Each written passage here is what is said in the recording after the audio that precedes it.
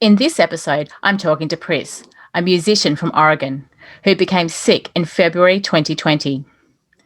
Pris shares how close she came to death and how grateful she is to still be alive.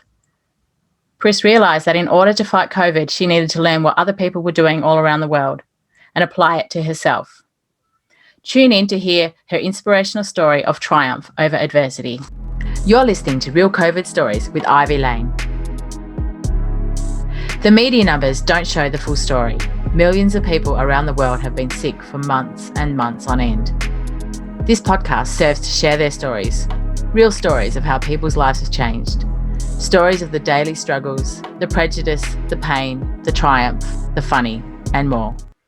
Hi, it's Ivy Lane here, and today on Real COVID Stories, I'm talking to Pris from Oregon. Hi, Pris. Hi, how are you, Ivy? Good, thank you. How are you? I'm doing better than I was. That's good to hear. So thanks. Sorry. I was going to say thanks for joining us today. So can you tell us a little bit what your life was like pre-COVID and just a little bit about you?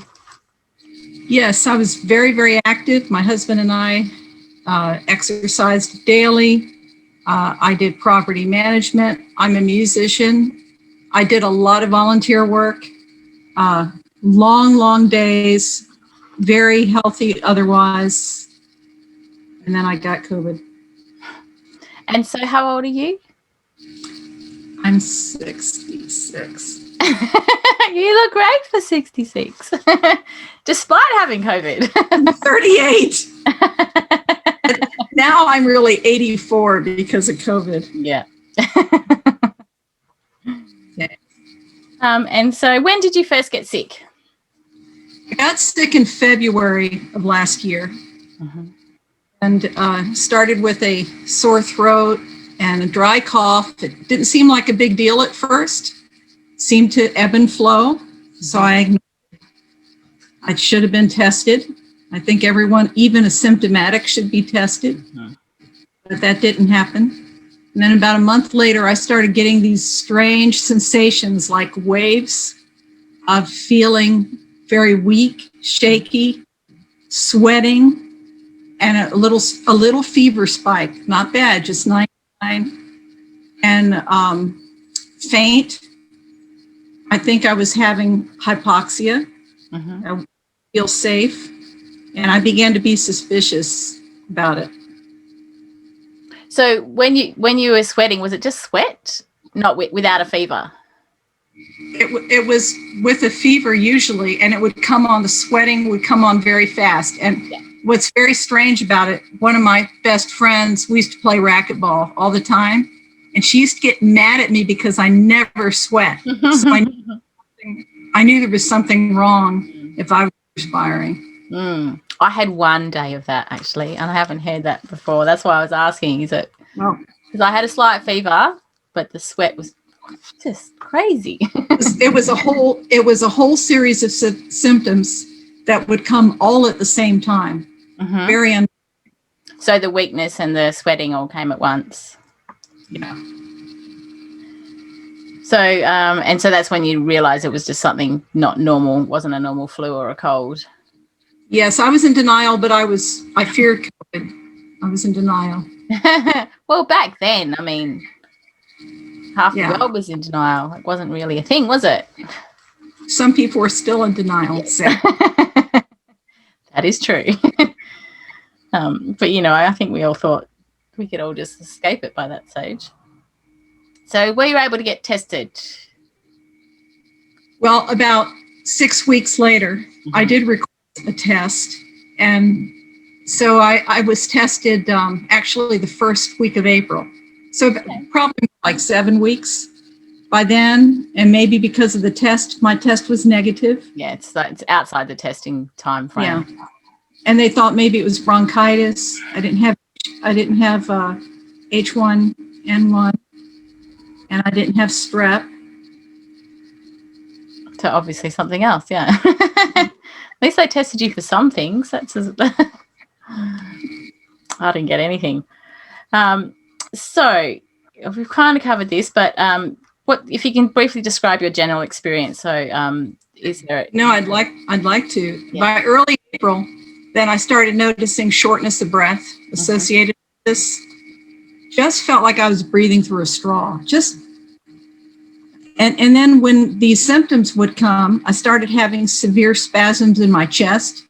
I could literally feel the arteries expanding and contracting. Oh my God. And my heart started beating very, very quickly. 1 minute, my heart would go to 185. I had time-stamped photos. 3 minutes later, it's down to 70. And I'm laying in bed the whole time. Yeah. I'm not Doing anything. I'm cool as a cucumber. And after 4 nights of having to stay awake because I feared I would stop breathing during the night, my chest pain was so severe, we decided I needed to go to ER. Mm-hmm. And I realize now that I was very close to death. Killed me. By the time I got to the hospital, my oxygen was 66. Wow. I looked at the doctor and I said, I told my husband to leave the car running. And I said, Dr. Houck, am I going home today? And he said, we're preparing a room for you in ICU. You're going to be vented. Wow. Terrifying. It was terrifying. And so you went on a vent? No, actually, I told them I wanted to not do that. Was there something they could do? And 1 week prior in the hospital, they got the high flow oxygen. I was very fortunate. Yeah. And he left the room and I took a homeopathic. Take a high dose of carbo-veg. Carbo-veg. Ah, the corpse reviver. Smart. Comes out early. But, carbo-veg is known for altitude sickness. They use it in India quite a bit. I don't know if that's what made the difference, but by the time they put the high flow on, I was in the 70s. They vent at 75, and I began to improve. And I would dip down regularly, but they were able to keep me off of vent. Yeah. Well, I was in the hospital for 8 days, and on the 8th day, I checked myself out. Because I improved significantly in the hospital, but I knew I could be taken care of better at home. Yeah. But I was still extremely sick, even when I returned home. I was in a wheelchair. Oh, really? Walk. Yeah. Wow. I couldn't walk on my own power anywhere. Wow. So did your husband have to care for you? 100%. I couldn't get myself a drink of water. Wow. Walk to the bathroom for, I think in July, I was able to start walking to the bathroom, or June maybe. He had to take care of me completely, and we have a wonderful marriage, but it's just not his nature. It's a challenge. But he's a good man. He did it. He loves me. So he didn't get sick though? No, but when I think I got it when I was in San Francisco, or maybe I had it before I went there. I'm not sure, just a little bit of viral load. I think that's possible.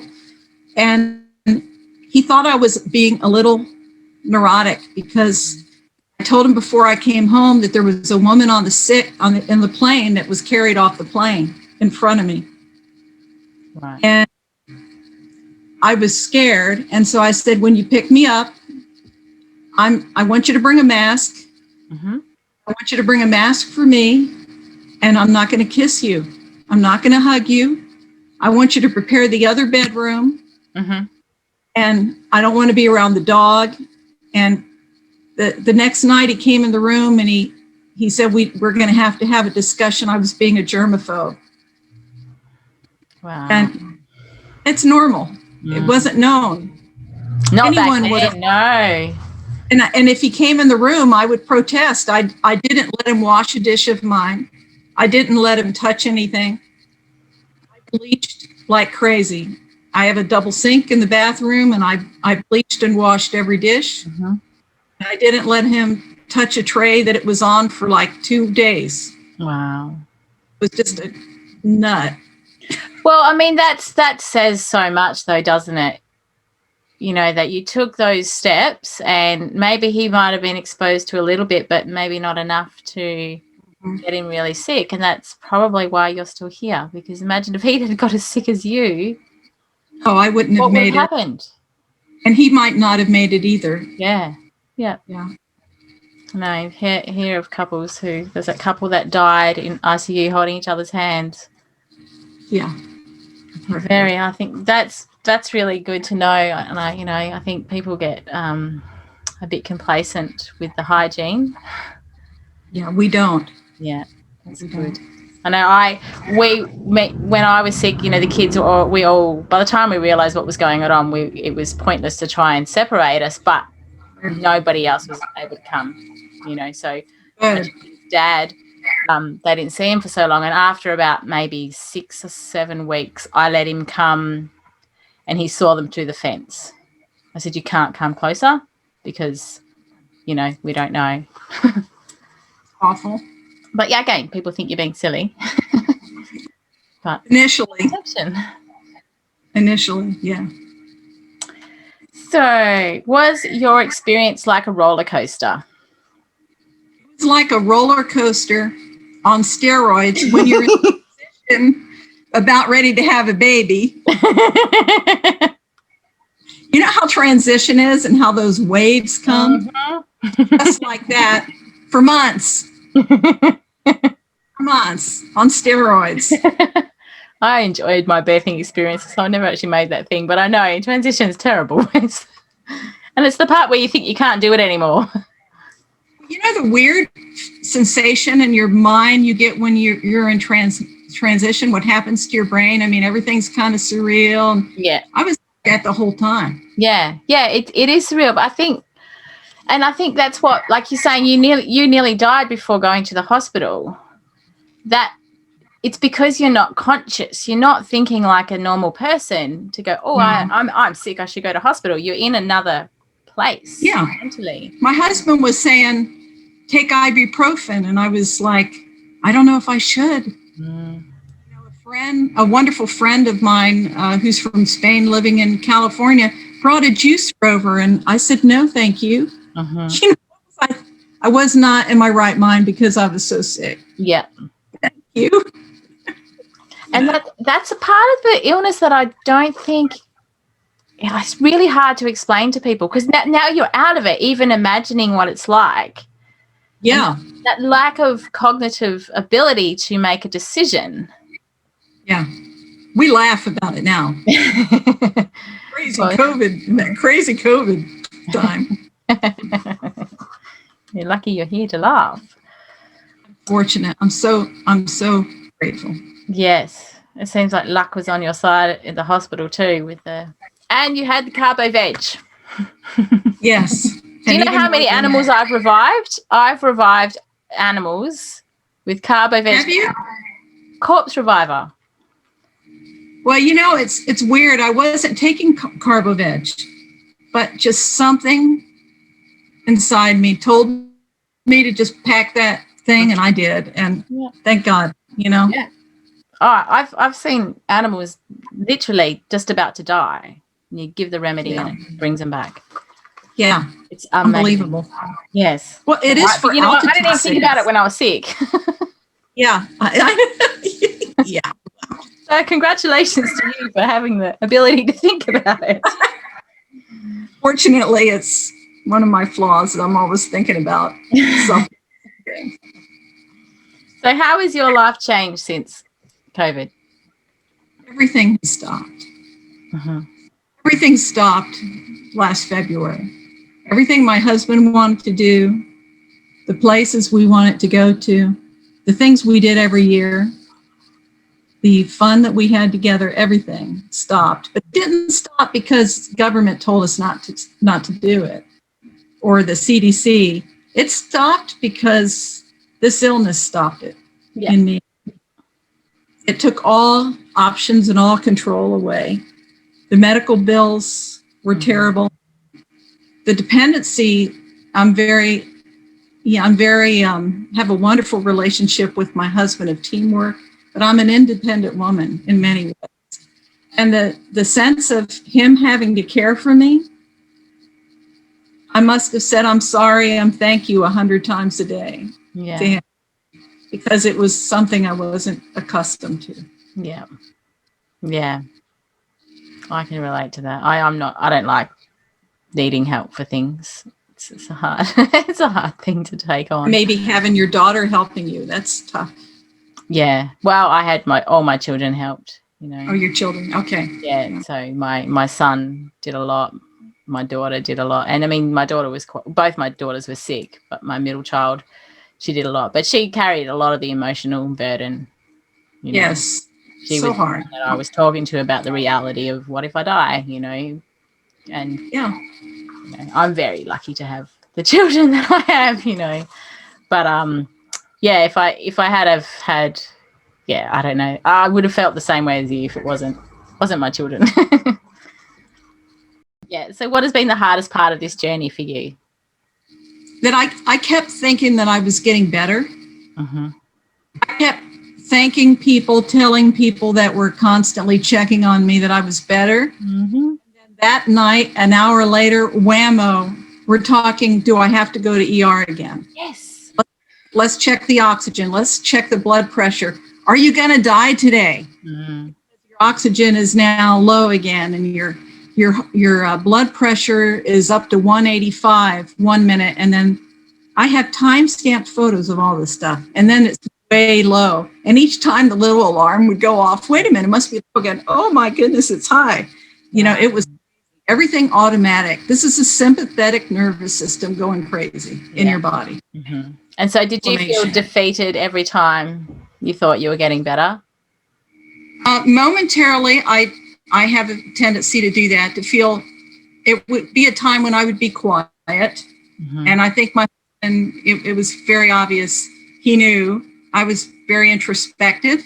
But then what typically happens, I go to my head, you know, to my thought processes, and it would motivate me greatly to do everything. And then I decided I was going to take every single thing they're doing in every part of the world, and I'm going to do that. I'm going to do what they're doing in China, what they're doing in India. Yep. I'm going to take, there are geniuses, there are educators and medical people in every part of the world. I did all of it. Yeah. And that's why I'm doing better now. Mm-hmm. That's what I've thought. It took everything. For me, it took every single modality that, you know, that I had access to. And you almost had to trick it. You had to fool it. You did. Exactly. That's what I say. It's like it was like a poker game, and you're bluffing it out to being broke. Yes. And yeah, because it goes and you go, you think you've beaten it, and then it will come up with something else, and then you have to think of another way to squash it. That's right. And just one thing on its own is, it's like it learns. It's like it's AI and it's learning. Everyone says that. They say I think it is learning. It is learning. I do. Which is another level of fear, terrifyingness, isn't it? It's terrifying. So what was the strangest symptom that you had? The strangest symptom surprised me. It was internal vibrations. I felt like I was in an earthquake. Ah. So it went neurological. It went in my brain, obviously. So is it like tremors like that? Or tremors, but you could barely feel them. You could barely feel them. I mean, sometimes I have been shaking, and still even today, you know, shaking from weakness. Mm-hmm. Right, which happens. I mean, here we are. This was last February I got it. Mm-hmm. But overall, I'm doing so much better. Mm-hmm. But internal vibrations were like having a massager inside your body.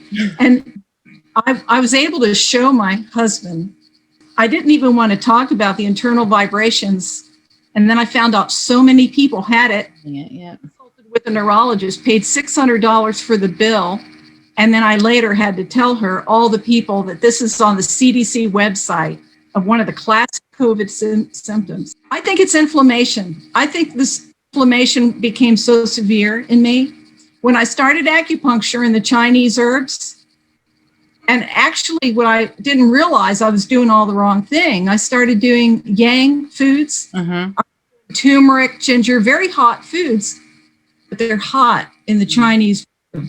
And I did ginger every day. I love this for drink. Okay, and it's high histamine. And the COVID diet is low histamine. And I'm like, oh, give me that ginger. I did that for the antiviral component. And then when I spoke to the traditional Chinese doctor, he's like, no, you need to cut that out. I know, that's what they told me. They said, go all yin, Y-I-N.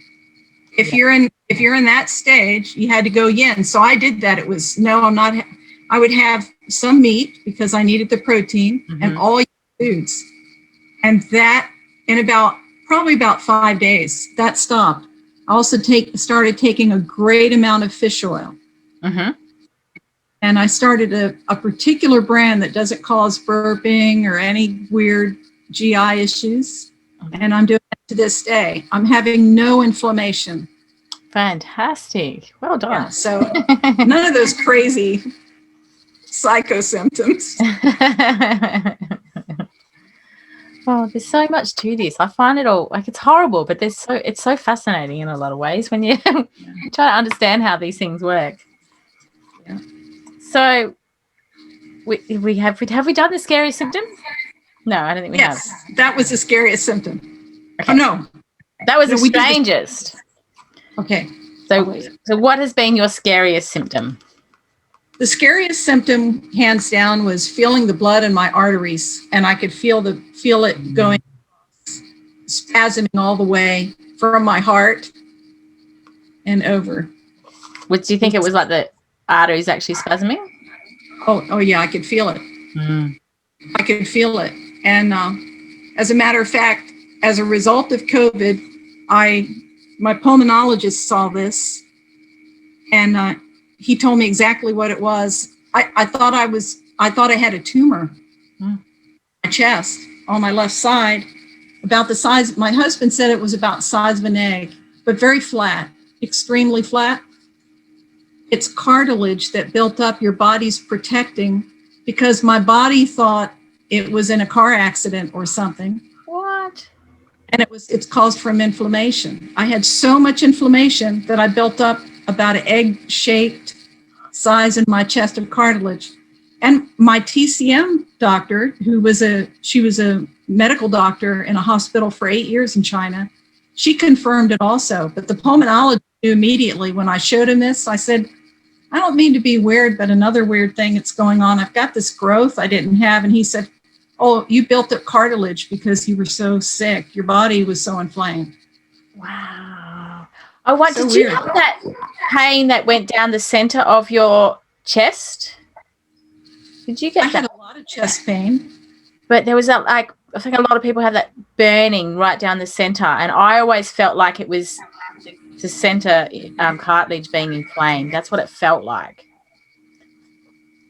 I was just wondering if that was maybe Having part like of a it. heartburn kind of thing. No, literally, like you could feel it in the, if you visualize the ribs and it's got that central bit, which the ribs come out of. Yeah. That constant burn, like a dull burn. I never had that. That's so weird. But in my head, it felt like the cartilage was inflamed. Interesting. So that's just what made me think of that. Going, wonder if that's what was going on. It's quite common, that one. It's gone in me now, thankfully.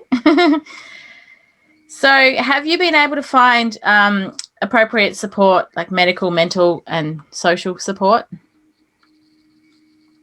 I wish I had better medical support. Don't feel that we know enough about it, and certainly not in our Western world. Yeah. I've been able to find some good doctors, but I don't think they understand this virus very well. Emotional support, off the cuff, compensating for that, unbelievable, for my husband, my sons, and one of my daughter-in-laws, one of my sisters. The best friends in the whole world are mine. Yeah. Kindest, most loving people on the planet are my friends. And also the COVID group on social media. Yeah. I don't think I could have made it. But, I've also been able to help people all over the world who were very suicidal, a number of people. Yeah. One lady, I stayed with her until about 2 a.m. because she wanted to kill herself. Right. Just from being so sick.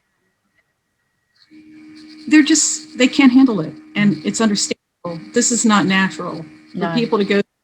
And it's so alarming when you have these weird symptoms. You have to ask, is there something wrong with you? Well, there is, obviously. No, but am I imagining it? That sort of thing. Yes. Yeah. It's crazy. And it puts you on edge, the unpredictability of it. And I think, this is part of my theory, is that those of us who had the good support are actually healing better than the people who don't have that support. Just the fact that I am healing is to some degree the deal. My husband, I was on the 6th floor in the hospital, and he would drive there every day just to wave at me 6 floors down. Oh, that's beautiful. And I would make it to the window with my oxygen, carrying my little oxygen thing. And the best friends in the world, contacting me in the hospital, friends sent me texts every day to carry on. And they knew I didn't have the strength to text them back. I didn't even answer them most of the time. Yeah. Just knew to care enough. Oh, very lucky. Very, very lucky. More than I deserve, actually. Oh, no. You don't have people being that good to you for no reason. So is there anything you have found that helps you the most? I know we sort of covered it a bit, but what else? I'd say acupuncture, homeopathy for sure, even flower essences. Yep. Any medicine the doctors want to give me, the steroids, the inhalers, they gave me a lot of drugs in the hospital. All of those were very helpful, even though they may not have been the best. Prayer, positive affirmation has been helpful. Tapping, I've learned about. Resetting the vagal nerve is critical. All of those. Do you do that through tapping? It does help, but I worked on resetting the vagal nerve, and I still do it, and it's unbelievable. But is that what I'm saying? Do you use tapping to reset the vagal nerve? No. Oh, no. So how do you do that? Well, there are a lot of YouTube videos about it. And what I do is when I try this stuff, I document it. I'm not just going to do what someone suggests because it could be crazy, but I documented it over and over. And I've even done this on other people. And there are certain exercises that you can do, and they're on YouTube. Reset vagal nerve, and you can learn about them. Wow, and look that up. That sounds amazing. It's very important because what you're trying to do is the sympathetic nervous system, everything automatic in your body is causing inflammation, just to try them out. And you're trying to bring out and heal the parasympathetic nervous part in your body. And so you reset it. You can reset a lot of things, splashing your face with cold water and letting it get in your eyes, like the dive effect, the shock you get, those kinds of things. There's some simple things, gargling are simple things, humming, just a lot of things. Wow. That's so exciting. I've never even heard about that because the vagus send you some it goes from the brain to the gut all and the way down. Else. It controls everything. Yeah, and that's the brain-gut connection is via the vagus nerve. Sure. So that's how our gut microbes communicate with our brain and vice versa. It's via that nerve. So I had no idea that you could reset it. The things you learn. Very exciting. I'll send you some info later. Yes, please do. So is there anything that makes you worse? Walking. I can, months later, I can walk to the mailbox. Today I walked to the mailbox and I took my dog and came back and my heart rate didn't even elevate. I was so grateful. But a few months ago, I walked there and then I didn't know if I was going to get back. Wow. So, So how far is your letterbox just for? Oh, I'm terrible with this. Probably 300 feet. Okay. 400. I'm used to the metric, so I'm going to have to do the conversion for that. You're good at it, though. No, I'm good at. I'm kind of okay with measurements now and time, but distance, like volume measurements, I'm okay with. But yeah, if I practice it. So I know the answer to this, but we'll ask it anyway. Do you suffer from Rona brain? Yes, I do. And is there anything funny that you've done, or what's the funniest thing you've done because of your Rona brain? I'll tell you the most embarrassing thing. I'm telling you everything, and I know no one's ever going to see this. Is just between you and me, right? The embarrassing thing I ever did was we were going to the doctor, and early on in this, I had PTSD for just getting in the car. Getting in the car means I'm going to go to the hospital and I might die tonight or whatever. And in fact, what probably killed me is that I don't have a problem with anxiety. So when I was having trouble breathing, I act like I'm super calm and I'm just working. Yeah. And I'm not breathing. I'm not acting like I'm uptight. I don't deal with that. I don't respond that way. But I noticed I had PTSD in the beginning, so I was really worried about being late. And my husband came up and he said, "You're late. What's going on?" And I said, "I'm trying to get my pants on." I already had my pants on. I was trying to get a second pants on. And you couldn't get them over because you had pants? No, I couldn't. It wasn't working. Even though I lost 25 pounds with the virus, still. Rona diet. I know. It just wasn't going to work. I'll tell you one thing that was you're gonna have to cut that out because I forgot it. No, that's great. Okay, now I'll tell you what is a cool thing. Well, I don't know if this is why we lose weight, because we lose the smell and we lose the taste. Everything tastes like, paper. Once I got my smell back, my husband calls it my superpower. And he's a terrible cook, and I'm a great cook. Let him cook because I can do it and do a beautiful job. So when I got my taste back, every time he would bring me up a meal, it was like the best thing I'd ever tasted in my life. Because you could taste something. And he was so happy. He was just thrilled. And we've laughed about that a lot. And also, when I got my smell back, it's unbelievable. For example, one time he was taking Febreze and spraying it on, I don't know, some furniture or the couch. And I was upstairs and I called him on the phone and I said, "Honey, are you using Febreze?" He said, "I'm on the first floor. You're in the bedroom. We're 3 stories away. How can you smell this?" Then he came up in the bedroom. I said, "Would you please wash your hands when you come up to the bedroom? Because it smells." He came up to the bedroom and I could still smell it on his hands. Wow. So it's back. Yeah.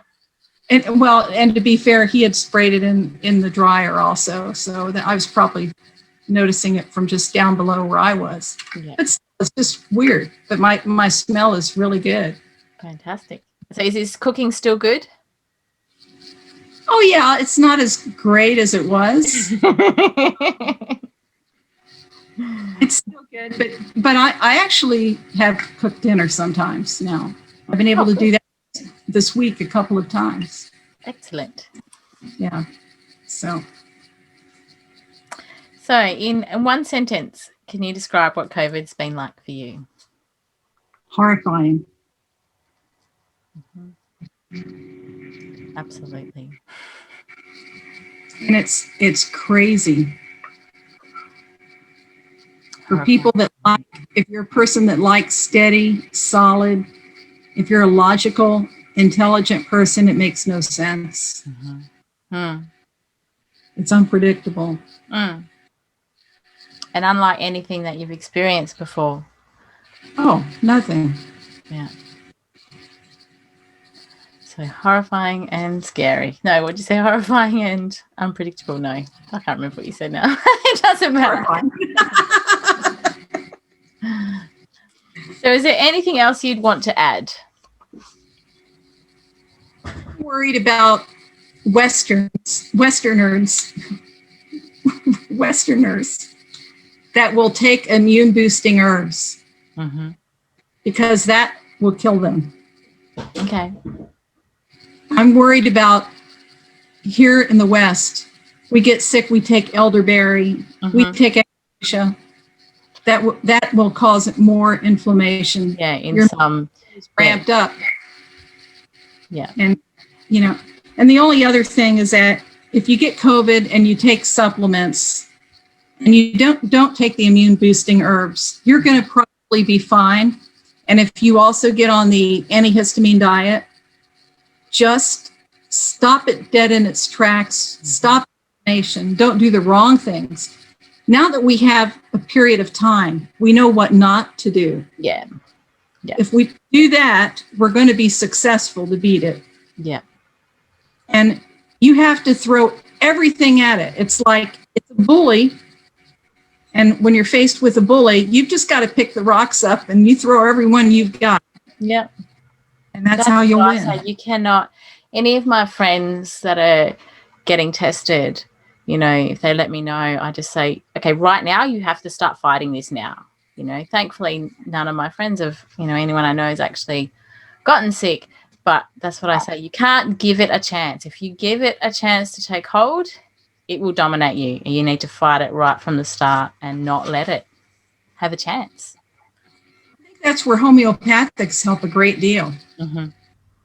But I do agree with what you said because I early on took some homeopathics, but I was not taking high enough. No. I was taking 30C. Yeah. And once or twice a week? It's like somebody dying in a desert. You're going to give them a drop of water. Yeah, exactly. That's exactly what it's like. Yeah, it would have been used up the moment it went into your mouth. Yeah. Not enough. Yeah, the high dose, high repetition. Yeah, that's what's needed with that. And for me, with my homeopath, normally I can find my own remedies. I'm very good at that. But because it changed so rapidly, it was, my homeopath, God bless her, she was on the phone to me several times a day sometimes and going, okay, this is what you need now. So she sent me a big pack of everything, so that I was prepared. I didn't have to wait 3 days for the remedy to come. But by the time the remedy came, my symptoms had changed. So I had all the ones that are being successful, and then she would just say, okay, this is what you need, and got me through those really, really bad days. It's mine too. A guy named Jared Zeff at the Salmon Creek Clinic in Vancouver was unbelievable. And there were a couple times that I called him at 11 o'clock at night, and he answered on the cell phone. Wow. There were times he answered in the dark for me. There were several days. And he contacted me every day when I was in the hospital to see how I was doing. Wow. But yeah, he was unbelievable for me. Yeah, there's some really amazing healthcare people out there. There are. Yeah. The Chinese doctor that I had, he would ring me several times a week and just see where I was at. Wonderful. And so he trained in Wuhan.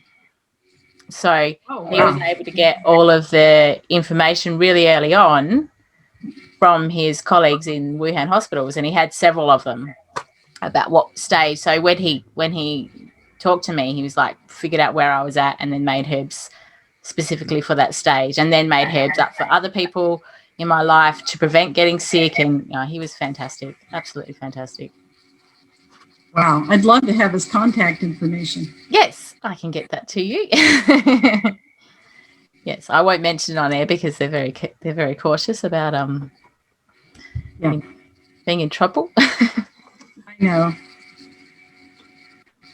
Well, thank you very much, Pris. This has been lovely talking to you. Thank you. It's been great getting to know you, Ivy. And I'm so you're one of the many people that are taking the worst experience they had in their life to help other people. And I want to thank you for doing that. Thank you. Thank you very much. I think when I was really sick, one of my mentors, because I'd just done a business course, and she just said to me, you're the reason this is happening to you for a reason. And it wasn't until really recently that I figured out what that reason was. She's like, you're going to do something with this. So thank you. It means a lot that you say that. Absolutely. And people like you who are brave enough to come and tell their stories about putting on double pants. We're foolish. No, but this is the thing. The more people that see this, the more people and the more varied people that are sharing their stories, the more people are going to relate to it. And, I want, those of us who were sick early, we didn't have the support. We're like the guinea pigs. We're teaching people. And I know. Yes. If I had had things to learn from at the time, well, I had a lot of medical sort of stuff, but knowing other people going through it would have been a great help to me. Mm-hmm. I felt very isolated because nobody in my life was, I knew other people with it. My brother was sick, but he wasn't like me, so I think by sharing the stories, we can hopefully support more people. Absolutely. Well, thank you. I'm going to stop the recording now and then we can have a little chit chat. Okay. Absolutely. Thank you.